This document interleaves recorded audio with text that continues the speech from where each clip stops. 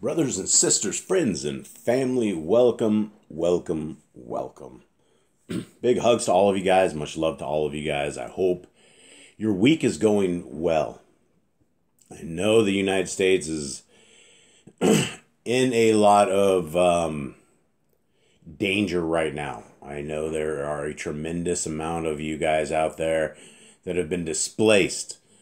I know there's a lot of suffering going on right now. And guys, we hope and pray that you guys are well. We hope and pray that you guys are blessed. There's stories that are coming out of a lot of this stuff where people have actually prayed to our Creator and everywhere around them was completely destroyed, but their place was miraculously saved. And I know that's probably not the case for everybody, but there are absolutely cases of miracles that are happening. And the amazing thing about the hand of our Creator is that we live in a world with supernatural protection where our Creator, Yahushua, which is, a lot of you guys would say God, but there's a lot of different gods per se. The name God is a title. It's not it's like a Mr. Smith or something of the sort. So our Creator's name, which has been hidden from all of us, is Yahushua. And this is his name in Paleo Hebrew. And it looks beautiful, right? Doesn't that look like a beautiful name? And then we have the name of his son, which is Yahushua, which means there's a couple things. It means salvation, number one. It means Yah is with us. And a lot of you guys would say it, Yahusha, Yeshua. There's various forms of the same name, just like a kind of a nickname. It's far closer than what they have told us, which is Jesus, which is basically the son of Zeus. So the joke is on us. And then once they have put that into all our scriptures and then renamed our Creator and renamed his son, it's just, they've done a tremendous amount of other horrible translation things as well, which is why I'm very, very proud to be a part of Yah Scriptures. And Yah Scriptures is available, free version of it, as well as every version of it that we have that we can give away for free is 100% free. Tremendous amount of time has been invested into the Google app. It is a tremendous app. I've been reading out of it. We read out of it every single day. We read out of it multiple times a day. It is just functioning. It does not take any kind of internet access whatsoever. There's no logs on it. There's no spyware. There's no nothing to it. It's just a straight up awesome functioning digital app that has 103 books. And you're able to copy and paste and send them around, do what you guys need to do. So that's all free of charge for Google apps, for Google, any kind of Google phones. Guys, you can go to Yah Scriptures, put a .com at the end of this, and this is where you will find this beautiful blue version of this. All of the bookmarks are of the colors that our Creator loves, that he loves throughout when we read Torah. And for those who do not know what Torah is the very first 5 books of Scriptures. And so it is inside those very first 5 books of Scriptures, Genesis, Exodus, Leviticus, Numbers, and Deuteronomy, that you will find a set of rules that if you will take and allow them to govern your lives, you will find all sorts of riches. I'm talking extreme wealth. And the wealth that I'm talking about is not one of these things that is a worldly wealth of bank money and all of these great things. And it is possible our Creator would absolutely give cash to those who are responsible for it. But the riches that we have, that we can absolutely get today, is kingdom riches. We can get that credit card for the kingdom to come. And according to scriptures, the kingdom will come. There will be a day when over on Mount Zion, a giant city will come flying down from the sky. It is the city of Elohim. The real city of Elohim is the New Jerusalem. And our Messiah, Yahushua, who those of you guys know him as Jesus the Christ, he will be reigning from over there. He will call. There will be a second Exodus. There will be people called from all over these 4 corners of the world. We will be called, and we will called over to this. But the recipe for being called, the ones who are called are not those who are sitting there eating pork and beans, those worshiping on a Sunday, the people that don't even know what the laws of our Creator are. You see inside of scriptures, we are called not just to know the ways of our Creator, which is the first 5 books of scriptures, but we're supposed to embrace our entire lives around them. It's everything that should be functioning for us as armament. It's everything that should be functioning for us for defense, for offense, for our entire existence. There is no time that you would ever want to not know what the ways of our Creator are, because in a world that is roaming full of demons and devils and evil, you're defenseless. If you don't have the word of our Creator, the words of wisdom, the Kodesh ways of our Creator etched upon your heart, mind, and soul, then by default, you're letting yourself down. You have walked some very dangerous lands that can get us into a lot of troubles spiritually and physically without understanding what our Creator wants us to do. And so when we reject these books, when we say they've been nailed to the cross, or that the laws don't exist anymore, or that we come up with something that says there's a guy that's 7/8 the way through the Bible, and he says things that I don't understand, it makes me think the laws are no more. But yet we have, from the very first page, we have scriptures of laws that are applicable to us today. Wonderful things, guys. One of the laws, commands, is to be fruitful, right? How would you not like to have that command to be fruitful? Our Creator has designed us with 2 hands and ears and tongues and eyes, that we're able to see and operate and think clearly and dissect information and assimilate it, and to either choose, based upon free will, a path with our Creator, or by default, if we just don't care, then we're going the way of the world. And throughout scriptures, we're told not to be a part of the world. We're told not to look like the world, taste like the world, or smell like the world.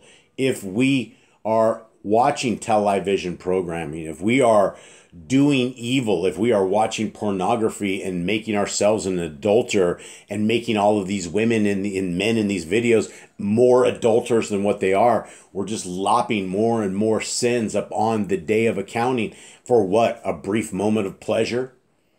That's what we're willing to risk eternity for, is for this brief moment. Guys, this is a path of righteousness. This is a path of holiness, of being Kodesh, being one with the way that our Creator wishes us to walk. And so I would encourage everybody out there to read your scriptures. Guys, Yah Scriptures is completely free. There's PDFs of it that you are very small. They're on the download page, yahscriptures.com.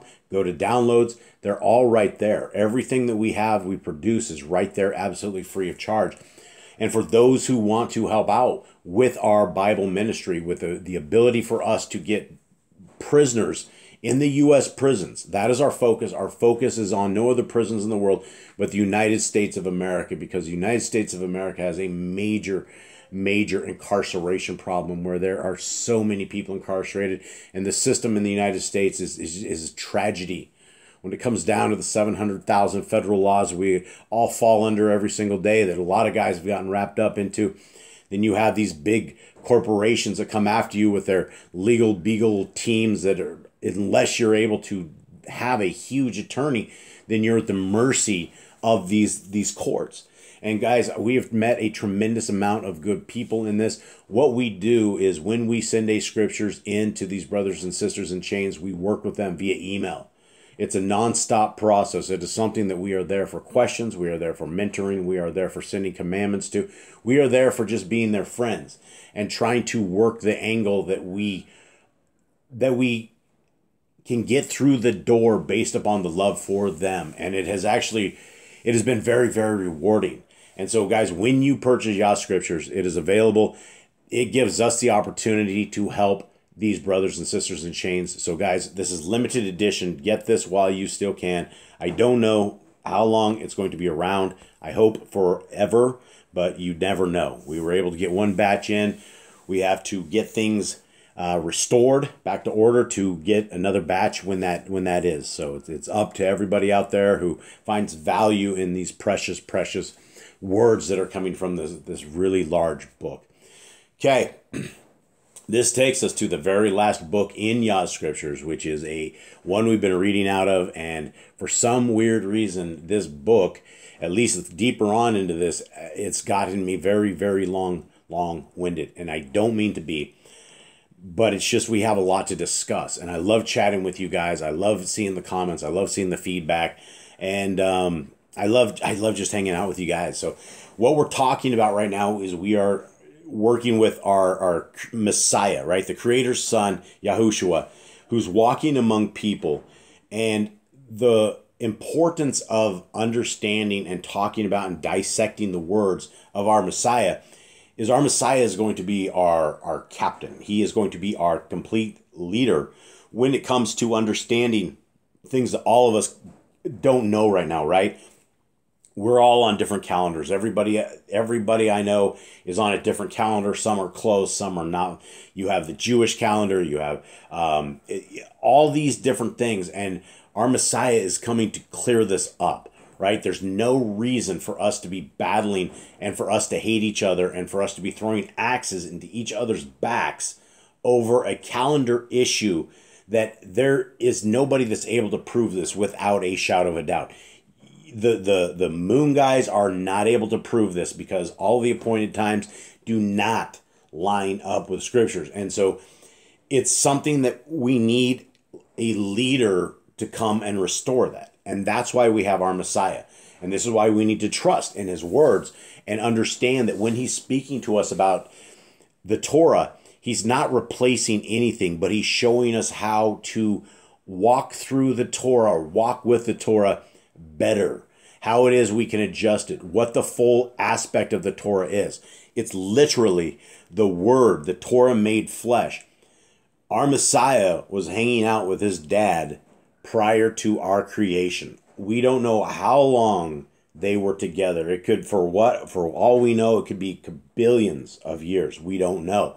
But we do know prior to creation, our Messiah was with his Father, knowing his ways, knowing his walk, knowing his wishes, being a part of that world enough that when he came down, the representative that we were given is top notch. There's nobody better. There was nobody more qualified. That this is the way forward.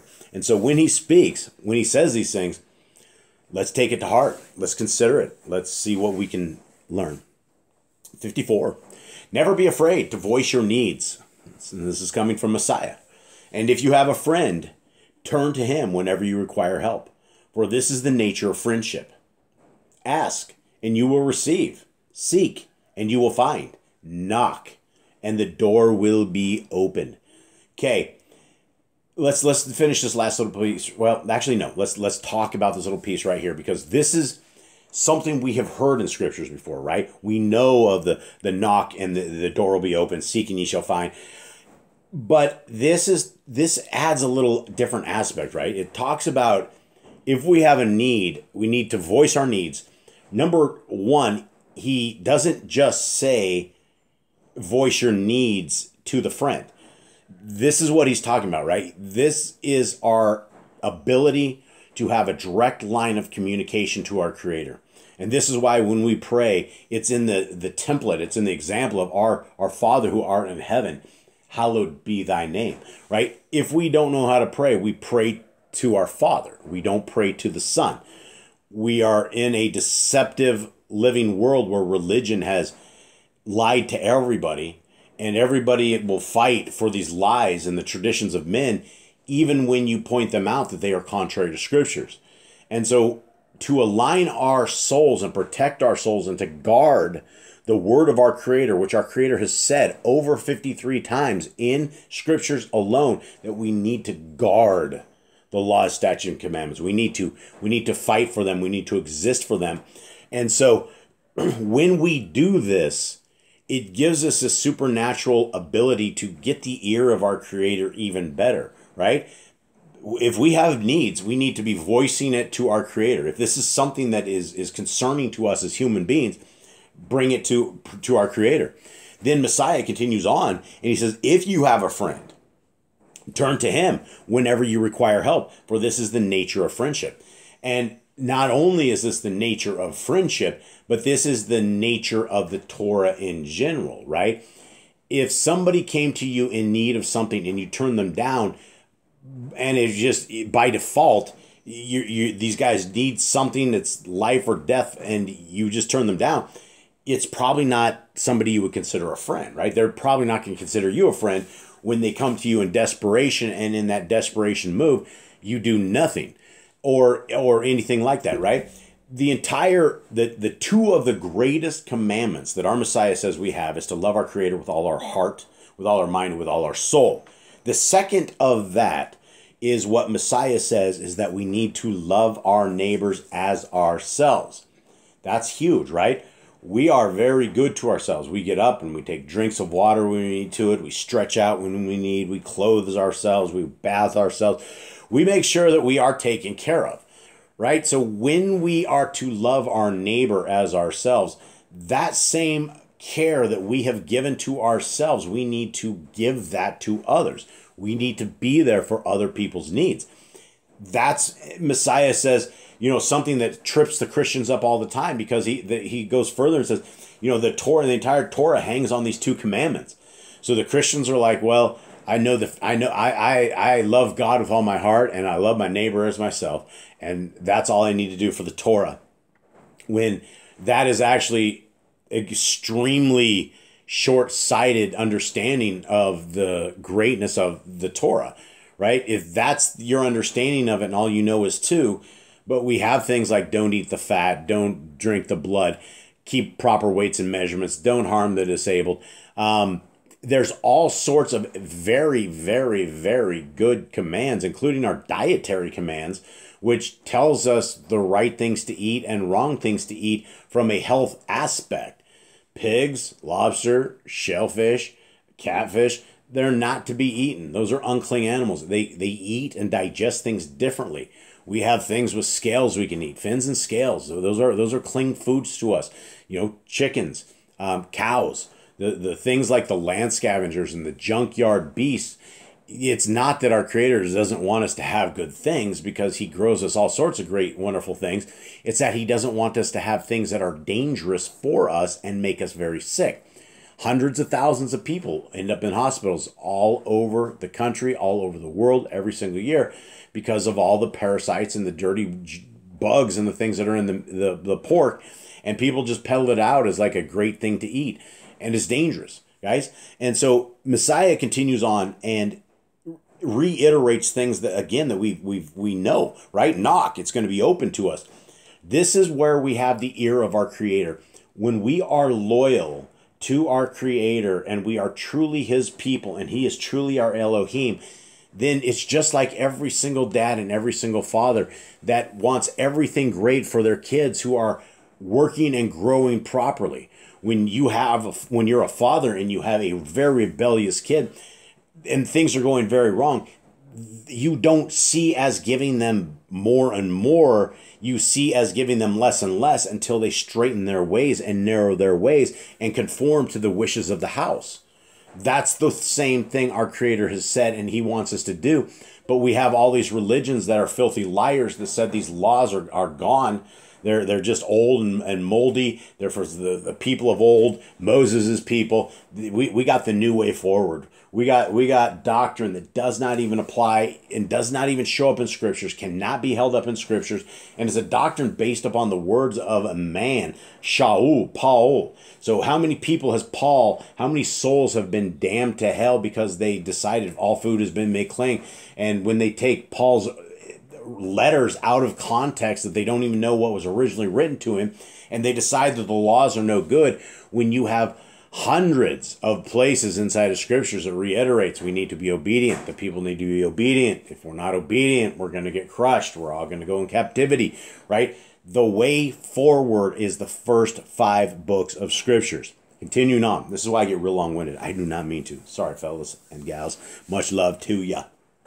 These things are the Torah of life, of Kai. For at the end of it, it will be said to you, as you sought, so have you found, and according to the manner of asking, have you received. It is not what you seek, but how you seek it. Not what you request, but the manner of requesting. Very big things. These are some tips for absolute prayer dominancy. Do we want our prayers answered? Number one, we got to be seeking the right things to want. If we're looking for this new car, or we're looking for a new house, or looking for, material items, it's, the thing is, our Creator gives that stuff and blesses those who are walking with Him. But not everybody gets the big fancy houses. Not everybody gets the cars. Most of us live in what you would call poverty, right? We live hand to mouth, month to month. It's one of these things that our Creator has given us the ability not to fret, has told us not to fret, that we need to be worrying about our soul and not worrying about what tomorrow's meals are going to be, right? And so when we're praying, we must seek the right ways. We must request the things that are proper. When prayers aren't answered, it's not that they're not answered. It's that we don't understand the scope of what is happening. We don't know the future. And sometimes these prayers that could be answered would put us in detriment, or would put us in a problem in the future, would do something that would affect our spirit and our soul. And so it's better that it doesn't happen versus us getting what we wish all the time, right? It's how we ask and what we ask for, and it should be things that are beneficial to the kingdom. It should be things that are understanding that our Creator already knows our brokenness. He knows when we're defeated. He knows when we're depressed. He knows all of this, right? And He's there for us in all of these things. 55. Is there any man among you who, if his son asks for bread, will give him a stone, or a snake if he asks for a fish? If then you, with all your mortal faults and ignorance, know how to give the right things to your children, how much more able is Yahuwah to give what is right for his? Guys, this is Messiah beating these guys, right? Trying to get people to the understanding that us as parents, when our kids come to us, we want more than anything to make them happy. And sometimes that's at the detriment of the child itself, right? Say, for instance, video games, where these kids just, they soak themselves in video games and that's all they want. And you're just like, okay. And all of a sudden their entire focus is all about that. That's our issue as humans. We want to give our kids really, really good things. But this is going back to that our Creator knows what we need, and He wants to give those who are loyal to Him good things, right? He controls everything. He controls how the sun rays are. He controls the rain. He controls everything. It's all under His control. And He has our very best interest at stake, which is, again, more reasons to be loyal to our Creator, to our birthing genius Father. That's who gave us life, gave us our looks, gave us freckles if you got any, gave you toe hair if you got any, gave you ear hair if you got any. He gave all of these amazing designs to all of us, and He knows we need things. He knows this life is a tough life. He knows there's unclean spirits that are always out trying to take us to school. It's even more reason to be loyal to the one that has the power to make this all happen. Let's conform everything that we have. Continuing on.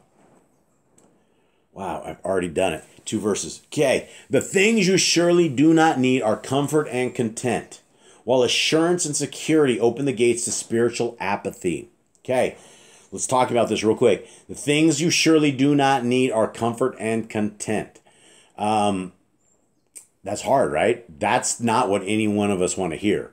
That's not how we are wishing life to go.